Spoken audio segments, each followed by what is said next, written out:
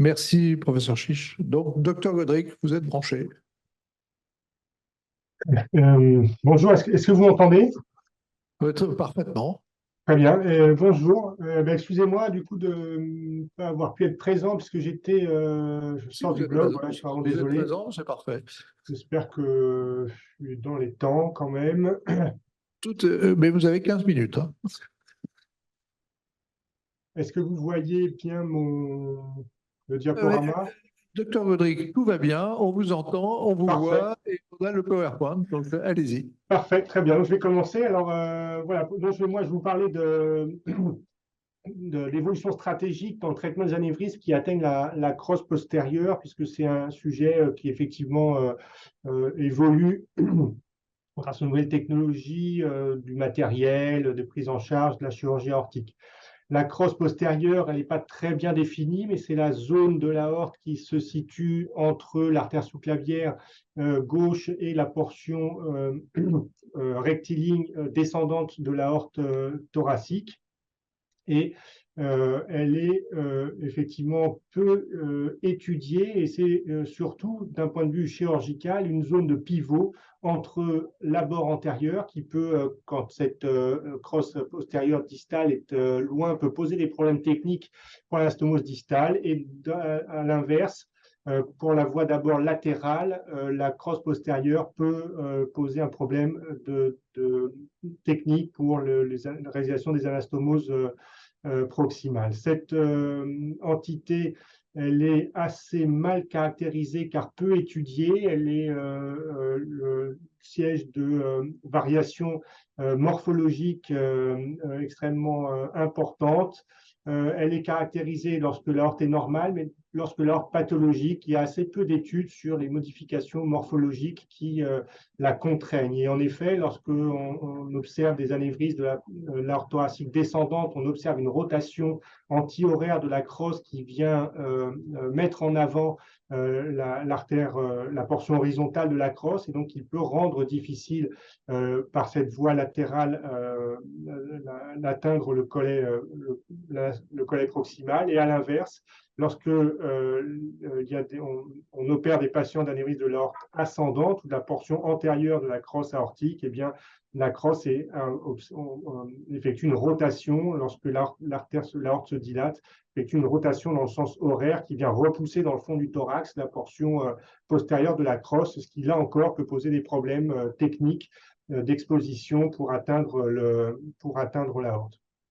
Alors, d'un point de vue anatomique, plutôt en vue du traitement endovasculaire, mais de la même manière, la crosse de l'aorte, elle est étudiée souvent lorsqu'elle est normale. Et évidemment, ce n'est pas ces aortes-là qu'on traite, c'est plutôt les aortes pathologiques. Et donc, on observe, lorsque l'aorte se dilate, on observe aussi une dilatation donc, dans le sens circonférentiel, mais aussi dans le sens longitudinal de l'aorte, et ce qui occasionne donc une élongation de l'aorte, contrainte dans l'espace de la cage thoracique, et donc qui entraîne ces angulations que l'on a du mal à caractériser et qui serait pourtant assez utile pour pouvoir évaluer à l'avance le bon positionnement d'une éventuelle endoprothèse.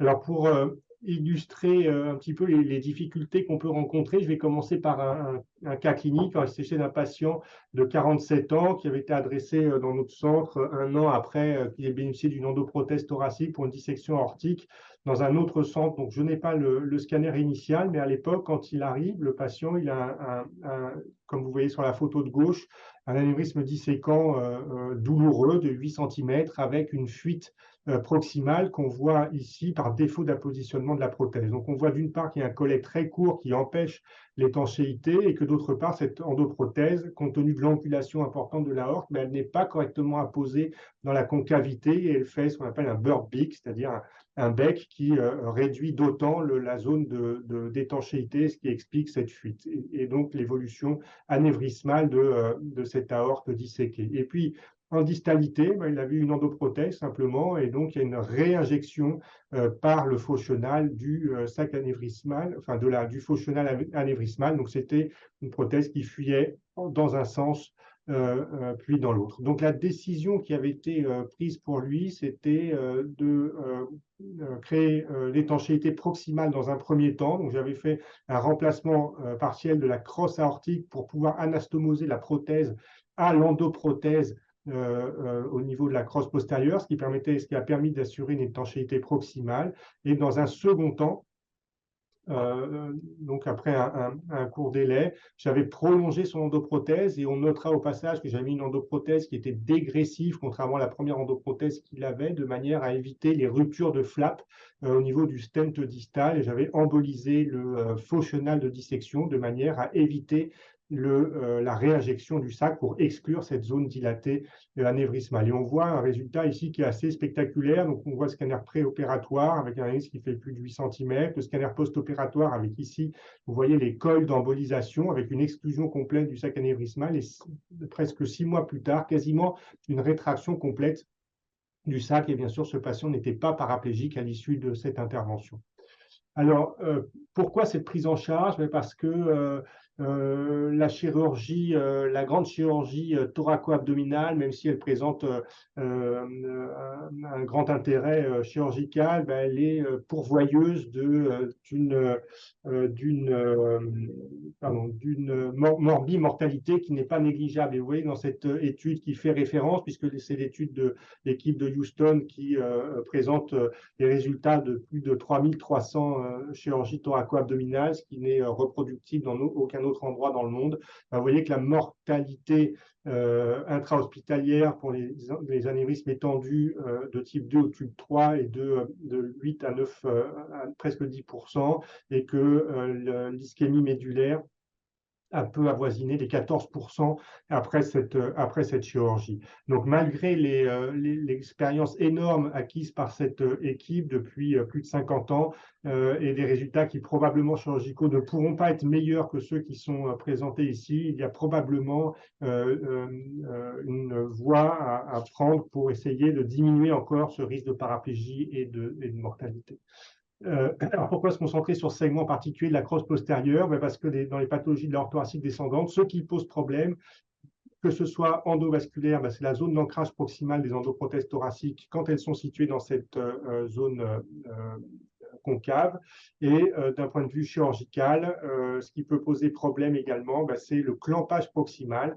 Comme vous l'avez vu, quand la crosse est très dilatée ou très refoulée en avant, des difficultés techniques qu'on verra sur des exemples ensuite peuvent conduire à faire un arrêt circulatoire en hypothermie profonde, ce qui génère une morbidité périopératoire importante. Donc, comme d'autre part, toutes les guidelines et les recommandations penchent maintenant en faveur du traitement endovasculaire pour la chirurgie aortique thoracique. Donc, l'endovasculaire est toujours recommandé si l'anatomie est favorable et la chirurgie seulement si l'anatomie est défavorable et le patient a un bon risque chirurgical. Donc, évidemment, une façon d'améliorer ça, c'est de trouver les moyens de fournir une anatomie favorable au traitement endovasculaire, et c'est pour ça que de nouvelles techniques se développent. Les recommandations européennes sont également semblables, avec il est recommandé de traiter l'aorte thoracique de manière endovasculaire, toujours si l'anatomie est favorable, que le patient soit à bon ou à mauvais risque chirurgical. Alors, quelques exemples de difficultés pressenties. Vous voyez ici sur l'image de gauche un anévrisme uniquement localisé à la crosse postérieure. Donc, vous voyez qu'elle est très refoulée en avant avec, on imagine, une zone de clampage proximal qui va être impossible en aval des troncs supra-aortiques, enfin en tous les cas des carotides, et donc ce qui va nécessiter, si on opère ce patient par thoracotomie, un arrêt circulatoire. Et de l'autre manière, si on décide d'opérer ce patient par voie antérieure, une sternotomie, on imagine que la distalité de l'anévrisme va être difficile à atteindre par cette voie également. Donc il va falloir trouver une solution alternative pour traiter ce patient. Le patient à droite, qui a un anévrisme thoraco-abdominal étendu, de la même manière, a une crosse postérieure qui est pathologique et qui va être impropre à un clampage en aval aval des troncs supraortiques et qui va nécessiter, si on opère ce patient, une réparation en un temps. Il n'y aura pas de possibilité d'un point de vue chirurgical d'opérer ce patient de façon séquentielle. Donc, il faudra faire un remplacement de toute l'aorte thoraco-abdominale jusqu'à son ancienne prothèse bifurquée orthobiliaque avec un risque médulaire qui est donc majeur. Dans le cas des dissections aortiques, des évolutions anévrismales des dissections, de la même manière, vous voyez qu'on peut être confronté à la fois anticiper des problèmes de clampage par voie latérale et également que la position proximale d'une endoprothèse risque d'être compromise par, d'une part, de très courts collets et une angulation importante qui vont impliquer un défaut de positionnement de la prothèse.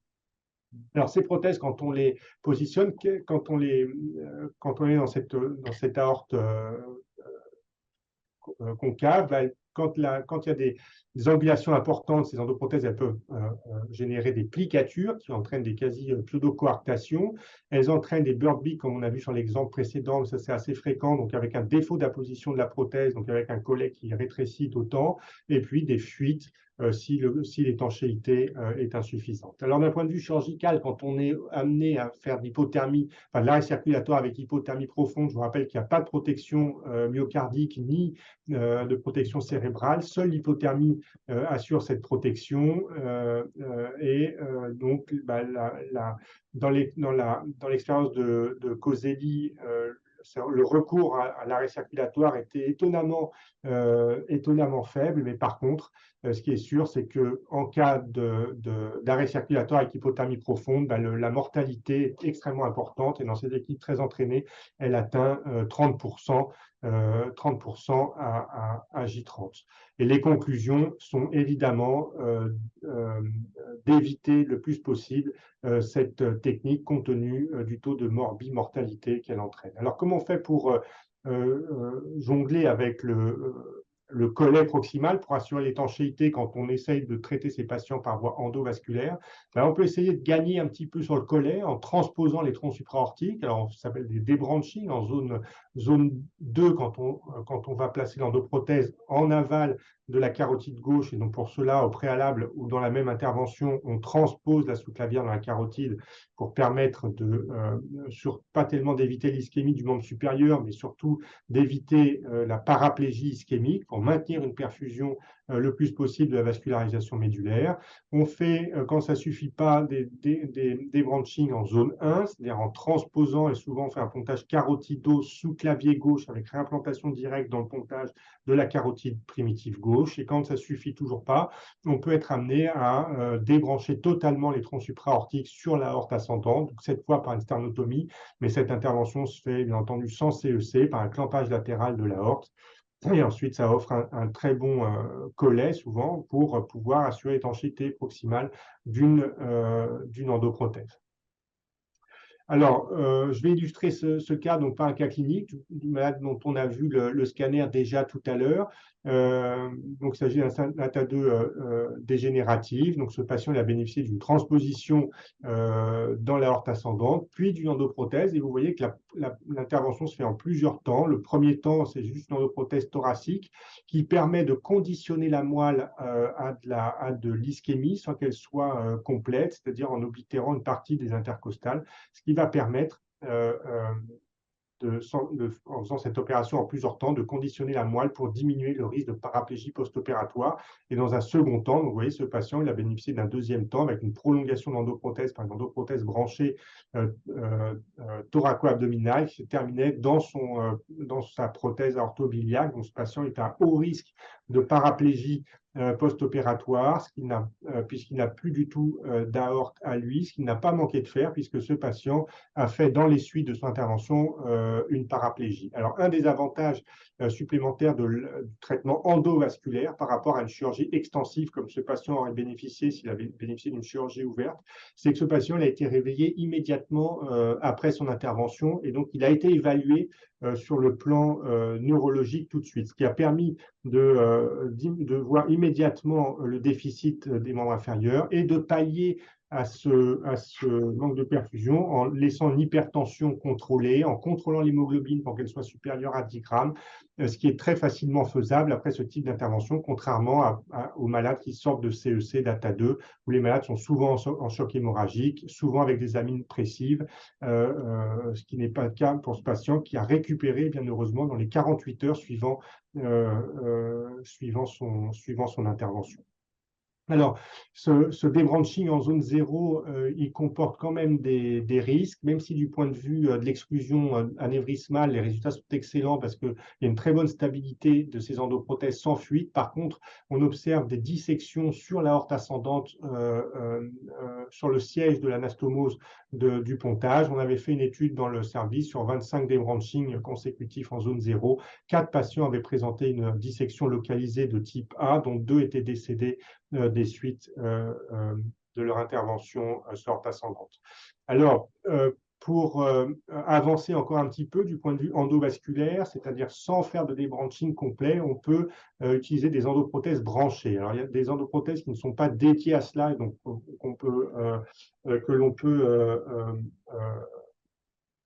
arranger nous-mêmes. Ici, il s'agit d'une endoprothèse classique pour laquelle on fait une fenestration laser, c'est-à-dire qu'on positionne la prothèse devant la carotide gauche. Ici, il a déjà bénéficié d'une transposition sous-clavière. Et par la carotide gauche, on vient avec une sonde laser perforer le textile et mettre en place un stent, donc sur mesure, adapté à l'anatomie de ce patient. Se développent maintenant des matériels qui sont dédiés à la crosse avec des branches des endoprothèses qui complètent des branches, donc avec une probablement de stabilité du matériel qui sera meilleure que les endoprothèses homemade lorsque ce matériel n'existait pas. Alors, de nouvelles endoprothèses dédiées à la crosse se développent également. Ici, je vais illustrer ça par un autre cas clinique rapidement. Il s'agissait d'un patient avec un faux anévrisme de la concavité de la crosse, mais qui avait aussi la particularité d'avoir une artère sous-clavière droite rétro-œsophagienne, donc il naissait de la gauche. Donc, cette patiente, j'ai pu lui faire une double transposition des sous-clavières et mettre en place une endoprothèse dédiée, qui est une endoprothèse, on va pas très bien malheureusement, excusez-moi, mais c'est une endoprothèse qui est pourvue d'une fenestration sur le pôle supérieur qui permet de laisser perméables les troncs supraortiques. Il existe d'autres endoprothèses dédiées à la crosse qui peuvent être implantées grâce à l'amélioration et au progrès de l'imagerie péropératoire et de la fusion d'images. Je pense que Frédéric Kochneck va vous parler de cela, mais c'est un exemple de modèle d'endoprothèse dédié à la crosse aortique. Le défaut qu'on peut leur prêter, c'est que ces endoprothèses, en fait, elles ont beaucoup de restrictions anatomiques pour offrir une étanchéité correcte. Et encore une fois, nous avions également fait une étude dans le service sur plus de 50 crosses isolées opérées dans le service. Nous avions regardé quels malades auraient pu bénéficier de cette endoprothèse branchée de la crosse, et seulement 4 cas étaient éligibles si on respectait les contre-indications anatomiques. 4 sur 44 cas étaient éligibles à un tel matériel. Donc, ces endoprothèses dédiées de la crosse, en fait, rencontrent beaucoup de contre-indications anatomiques, et ce qu'il en sort à l'heure actuelle, c'est qu'elles sont plutôt dédiées ou se prêtent le mieux aux patients qui ont déjà eu un remplacement de l'aorte ascendante, et donc en particulier aux patients qui ont une évolution anévrismale, une dissection de type A opérée. Et donc, une des recommandations pour les chirurgiens cardiaques, c'est de faire des remplacements de l'aorte ascendante lors de la chirurgie de la dissection de type A, qui soient des tubes assez longs d'au moins 5 cm pour permettre dans un second temps la position de ce type d'endoprothèse. Alors, une des autres techniques, et je vais finir rapidement parce que je crois que je dépasse un petit peu, c'est l'utilisation de la trompe d'éléphant, parce que quand ces techniques de proximalisation de la zone d'étanchéité ne sont pas possibles, eh bien, l'autre solution, c'est au contraire de distaliser la zone d'étanchéité à partir de la partie antérieure de la crosse. Et pourquoi ces techniques sont possibles? Parce que la chirurgie de la crosse, c'est nettement simplifié, je dirais, grâce à des nouvelles endoprothèses notamment. Donc on est loin de la première trompe d'éléphant décrite par Borg, puisque maintenant il existe des endoprothèses qui sont munies d'une collerette qui permet d'adapter facilement la prothèse au large diamètre, souvent de la crosse aortique, avec des réimplantations préimplantées sur la prothèse pour les troncs supraortiques, ainsi qu'une branche de reperfusion qui permet de limiter l'arrêt circulatoire du bas. Et ces endoprothèses sont même maintenant équipées de parties distales stentées, et ce qui permet de simplifier d'autant le second temps qui sera endovasculaire pour assurer l'étanchéité entre une endoprothèse qu'on introduira par le bas pour prolonger ces endoprothèses. Merci beaucoup, docteur Godric, pour, je dirais, cette planification stratégique qui est très importante. Y a-t-il des questions dans cet hémicycle? Docteur Tobar. C'est une question naïve, bien sûr, parce qu'on voit que c'est une situation extrêmement complexe. Est-ce que vous diriez que finalement, le traitement de ces situations fait appel inévitablement à plusieurs approches combinées, par exemple endoprothèse, reprise d'endoprothèse, voie ouverte? Ce qui est sûr, c'est qu'il faut maîtriser les techniques chirurgicales et endovasculaires pour pouvoir choisir au mieux la technique qui va s'adapter à ces anatomies toujours particulières de ces patients. C'est ça votre question. Une question assez courte. Quel est le diamètre maximum de l'aorte ascendante qui va interdire la mise en place d'un stent dans le cross? Mais effectivement, les aortes dilatées sont plus à risque. D'abord, il y a des endoprothèses qui ne peuvent pas dépasser 40 mm de diamètre, donc on ne peut pas traiter les aortes plus larges, et de plus, ces aortes qui sont déjà larges sont plus à risque de dissection rétrograde lorsqu'on met en place du matériel dans l'aorte ascendante. Ou un peu sortir de la crosse, qu'est-ce que vous pensez de la chirurgie endo sur l'aorte ascendante? Pour l'instant, elle est un petit peu limitée puisque, comme je vous dis, les seules pour l'instant endoprothèses qui sont dédiées sont les endoprothèses de la crosse qui nécessitent des contraintes anatomiques, avec notamment une aorte ascendante qui doit faire au moins 5 cm pour pouvoir être apposée. Et donc en pratique, dans le tout venant, il y a assez peu de malades qui peuvent être traités. Donc après, il reste le problème de l'endobental qui est encore pour l'instant un rêve, je dirais, ou un cauchemar. Effectivement, il y a ces quelques centimètres d'aorte qui restaient jusqu'à maintenant quasiment inaccessibles au traitement endovasculaire, et on commence à s'en approcher. Alors au début, c'est toujours pareil pour des patients qui ne seraient pas éligibles à une chirurgie ouverte, à qui on propose ça, mais il y a des recherches qui se font avec quelques résultats qui peuvent arriver sur des prothèses qui prennent appui non plus sur l'aorte ascendante, mais sur la chambre de chasse ventriculaire gauche, avec des orifices de perfusion pour les artères coronaires et au passage une endovalve aortique telle un TAVI. Donc on voit qu'il y a encore sur ces quelques centimètres qui n'étaient pas accessibles des projets de recherche et des travaux qui vont aboutir très certainement. Peut-être pas demain, mais après-demain. Merci beaucoup.